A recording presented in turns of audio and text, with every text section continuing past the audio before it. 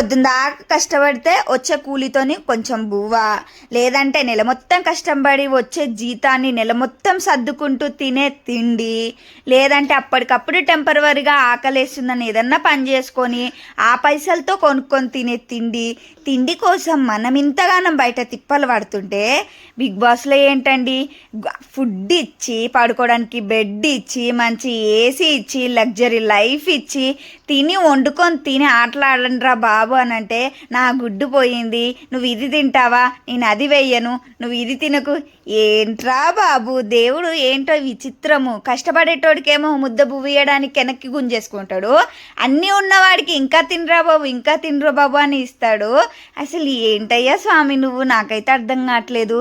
ఈ big boss చూస్తుంటే మీరు ఏమైనా అనుకోండి, స్టార్టింగ్లో అప్పుడెప్పుడో ఫస్ట్ సీజన్ సెకండ్ సీజన్ సరే అటు ఇటుగా ఒక 2-4 సీజన్లు వేసుకోండి, ఎంత బాగుందంటే బిగ్ బాస్ చూస్తుంటారే. ఇంకో ఎపిసోడ్ ఎప్పుడు వస్తుందా, ఎందుకంటే అప్పుడు ఈ టచ్ ఫోన్లు గిచ్ ఫోన్లు ఏం లేవు మన దగ్గర, ఆ టీవీలో రావడమే. ఆ టీవీ కూడా ఇప్పట్లకి స్మార్ట్ టీవీ కాదు, డబ్బా టీవీ. ఆ టీవీలో ఎప్పుడు వస్తుందా బిగ్ బాస్ ఎప్పుడు వస్తుందా అని ఎదురు చూస్తుండే.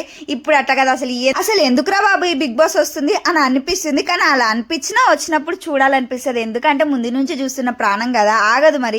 సరే కానీ మీరు ఎంతమంది బిగ్ బాస్ చూస్తున్నారు, ఎంతమందికి ఈ సీజన్ నచ్చింది నచ్చలేదు కమెంట్ చేయండి, నేను కూడా తెలుసుకుంటా. సరే కానీ వన్ డే ఓపిక లేక ఉన్న అన్నంతో పోపేసుకొని కొంచెం అన్నం వండుకొని అడ్జస్ట్ చేసేసుకున్నా.